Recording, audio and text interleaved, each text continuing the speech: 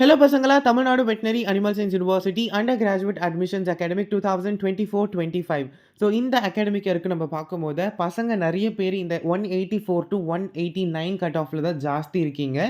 And இந்த 190 மேலே இருக்க ஸ்டூடெண்ட்ஸ் என்ன பண்ணலாம், இல்லை இந்த 184 கீழே கம்மியாக இருக்க ஸ்டூடெண்ட்ஸ் வந்து என்ன பண்ணலாம், சீட் வந்து நமக்கு கிடைக்குமா கிடைக்காதான்றது ஒரு பெரிய டவுட்டாக இருக்குது. ப்ளஸ் நான் already expected cut off videos எல்லாமே நான் போட்டுட்டேன். அந்த வீடியோ கீழே கமெண்ட்ஸ் பார்க்கும்போதுவே நிறைய பேர் வந்து என்ன பண்ணுறீங்க அப்படின்னா, உங்களோட கமெண்ட்ஸ் வந்து நான் போட சொன்னேன். ஸோ நீங்கள் உங்களோட கட் ஆஃப் போட்டுட்டு எனக்கு இந்த அகாடமிக் இயருக்கு சீட் அலோகேட் ஆகுமா அப்படின்னு கேட்குறீங்க. ஸோ நீங்கள் என்ன சார் இதுவே வந்து லோ கட் ஆஃப்னு சொல்கிறீங்க, 184 to 189 லோ கட் ஆஃபா அப்படின்னு கேட்காதீங்க. ஸோ ஏன்னா நமக்கு தெரியும் காம்படிஷன் இந்த அளவுக்கு வந்து ஹெவியாக இருக்கிறதுக்கு காரணம் பிவிஎஸ்சிஹெச்க்கு நீட் வந்து கிடையாது பசங்களா.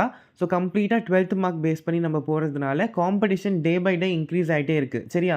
ஸோ கம்பேரிட்டிவ்லி இந்த அகாடமிக் இயருக்கு 0.5 ஆச்சு நமக்கு என்ன ஆகும் அப்படின்னா மார்க் வந்து இன்க்ரீஸ் ஆகிறதுக்கான பாசிபிலிட்டிஸ் தான் இருக்குது.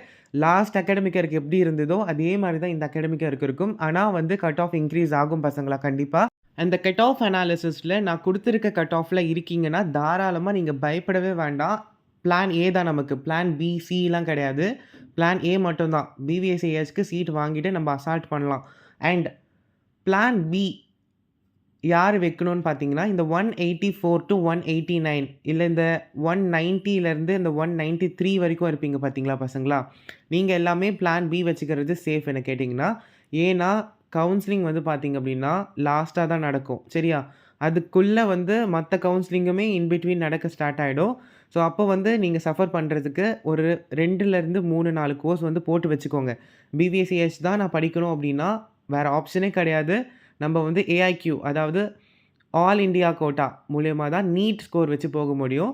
ஸோ 12th போர்ட் மார்க்ஸ் வந்து கம்மியாக இருக்குன்னா நம்மளால் திருப்பி 12th எக்ஸாம் எழுத முடியாது இல்லையா? ஸோ ஒரே ஆப்ஷன் நம்ம அந்த 99 சீட்ஸ்க்கு நீட் ஸ்கோர் வச்சு போகிறது தான் ஆப்ஷன். அப்படி இல்லை ப்ரோ எனக்கு வந்து வேறு ஆப்ஷன்ஸ் இருந்தாலும் ஓகே தான் சார் அப்படின்னு கேட்டிங்கன்னா ஃபைன். ஸோ நீங்கள் வந்து பிளான் ஏ வந்து பிவிஎஸ்சிஹெச் வச்சுக்கோங்க. அப்ளை பண்ணுங்கள். நான் அப்ளை பண்ண வேண்டாம்னு நான் யாருமே சொல்ல மாட்டேன். ஸோ நீங்கள் தாராளமாக அப்ளை பண்ணலாம். ஆனால் பிளான் பி இல்லை பிளான் சி நம்ம வந்து வச்சுக்கிட்டு நம்ம அப்ளை பண்ணுவோம். சரியா? கிடைக்கலன்னா நம்ம டக்குன்னு பிளான் பிக்கு மூவ் பண்ணிக்கலாம். ஸோ அந்த நேரத்தில் வந்து நம்ம வந்து சஃபகேட் பண்ணுறது வந்து ரொம்ப ஒரு டிஃபிகல்ட்டான ஒரு சிச்சுவேஷன் ஆகிடும்.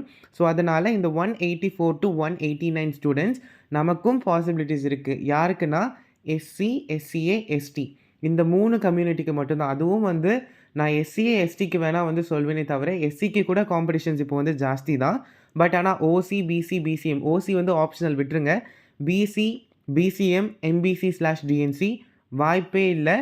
ரியாலிட்டி இதுதான் பசங்களா. நான் வந்து உங்களுக்கு ஃபால்ஸான ஒரு ஹோப் கொடுக்கறதுக்கு விரும்பலை. இந்த 189க்கு கீழே இருக்க பசங்களுக்கு கண்டிப்பாக வந்து பிவிஎஸ்சிஹெச் வந்து அலாட் ஆகிறது வந்து பெரிய டவுட் தான். சரியா? அதனால் வந்து அப்ளை பண்ணுங்கள். ட்ரை பண்ணுவோம். ஸோ ட்ரை பண்ணாமல் நம்ம எதுவுமே வந்து டிசைட் பண்ண முடியாது. So will try. பட் ஆனால் பிளான் பி, பிளான் சி வேறு கோர்ஸ் வந்து அப்ளை பண்ணிவிட்டு நம்ம என்ன பண்ணலாம் அப்படின்னா ட்ரை பண்ணலாம். ஸோ இந்த 190 to 193, 94 இருக்கீங்க பார்த்தீங்களா?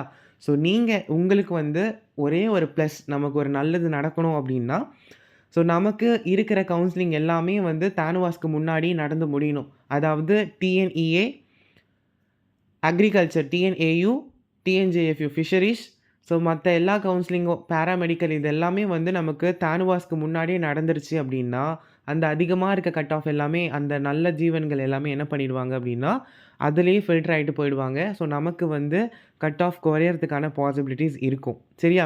அவங்க அங்கே அலோகேட் ஆயிட்டாங்க அப்படின்னா, இங்கே நமக்கு கவுன்சிலிங் அட்டெண்ட் பண்ண ஆள் இருக்காது. ஸோ அவங்க வந்து பிரில்லியண்ட்டாக என்ன பண்ணுவாங்கன்னு தெரியுமா? அங்கேயும் அப்ளிகேஷன் போடுவாங்க, இங்கேயும் அப்ளிகேஷன் போட்டிருப்பாங்க. ஸோ அங்கே கிடச்சிருக்கும் அங்கே போய் ஜாயின் பண்ணிவிட்டு, இங்கே கிடச்சோனே அங்கே டிஸ்கன்டின்யூ பண்ணிடுவாங்க. அந்த மாதிரி அங்கே டிஸ்கன்டின்யூ பண்ணும்போது என்ன ஆகும் அப்படின்னா, டிஎன்ஏயூவாக இருக்கட்டும், பேராமெடிக்கலாக இருக்கட்டும், அவங்க வந்து பெனால்ட்டி அமௌண்ட் வந்து சார்ஜ் பண்ணுவாங்க. ஸோ அதுக்காகவே நிறைய பசங்க வந்து அங்கே லாக் ஆகிடுவாங்க. சரியா?